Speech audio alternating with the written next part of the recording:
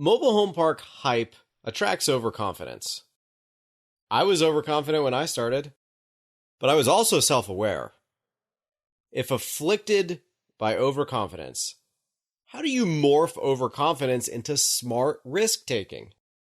Step 1, be self-aware. Step 2, understand and plan for the risks. The following proclamations from inexperienced buyers scream overconfidence. We'll just use the cash program to infill. Industry consolidation will be my entry into the space. Collections will be run on a no-pay, no-stay policy. We'll just select someone from the community to be the manager. Marketing just requires a few online ads and maybe some bandit signs. Even though we've never owned before, we're definitely value-add buyers. We plan to sell off all park-owned homes to create an all-tenant-owned home community. I feel compelled to say this. We have all been there. Ian and I said many of those exact phrases ourselves when we started off. Everyone starts off a newbie. Everyone needs to get started, to make mistakes, and to learn along the way. But this seriously becomes a problem when you cannot admit your own inexperience, and worse, you sell someone on you. Take their investment dollars and then don't perform. While Ian and I found ourselves saying those same phrases, we also made sure our investors were well aware of what we had and had not done. They were comfortable with our inexperience, and we rewarded them for the risk. Fake it till you make it becomes a cute story when you're successful and might put you in jail if you fail.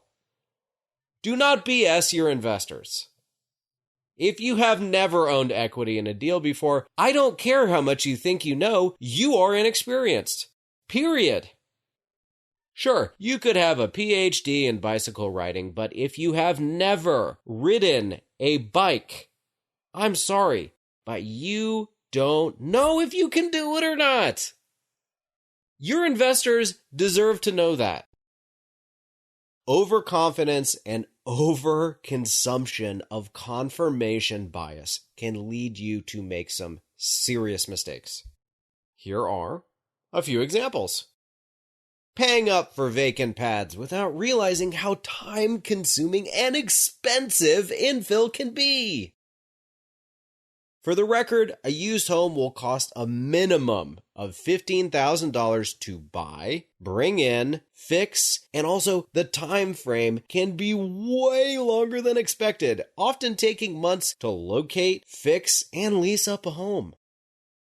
And new homes don't offer much better circumstances either, with recourse debt and often long wait times to get homes.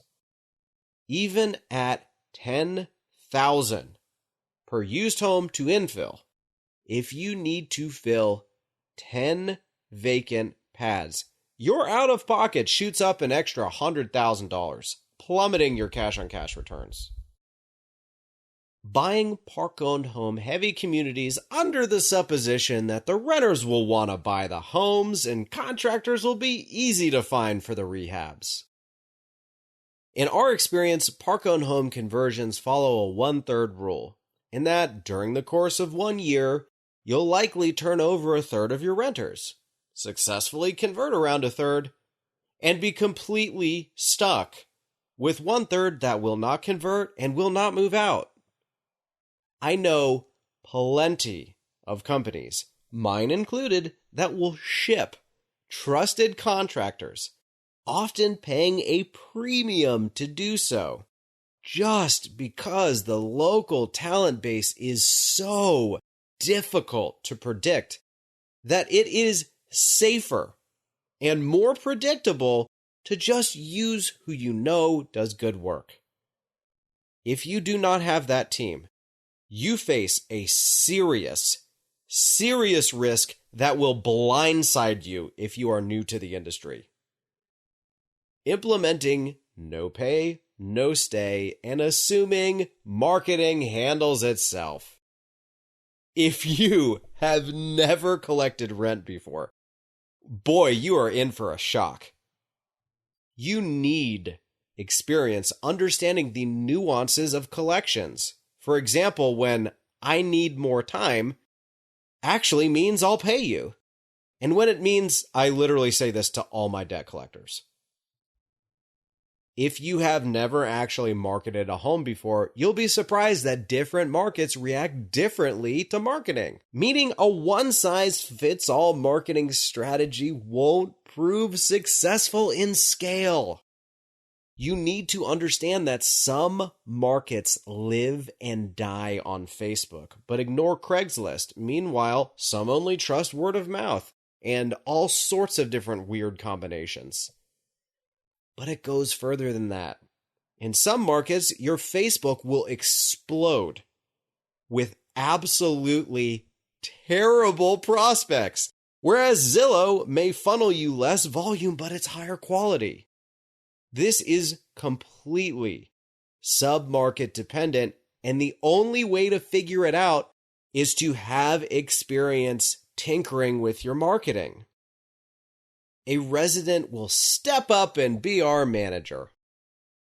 Rather than poke holes in that, let's just assume you are lucky enough to have someone already living on site willing and capable to do the job of lot manager. First, luck is not scalable. Second, luck will be required again on the same property if he or she quits. Finding good people that live in a mobile home park, that have the necessary skills, and the willingness to be a good manager is rare, not common. If you sell investors on an idea you have not proven out through your own actions, you risk your reputation along with the investor's money, not to mention the livelihood of the people inside of those communities. That being said, the first people to walk on the moon, to a certain degree, were overconfident. However, those astronauts, as well as NASA, played out contingencies and risks to the max. They took smart risks, and overconfidence pushed their psychological inner game to that next level.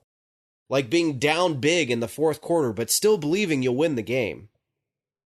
Yes, you need that swag and confidence to achieve the right mindset. Yes, you need to get started some way, somehow. Yes, you need to make mistakes on the way. But you need to be honest with yourself, as well as your investors, about who you are and what you have and have not done. That way, you can turn your overconfidence into smart risk-taking. Be the astronaut, not the Bernie Madoff.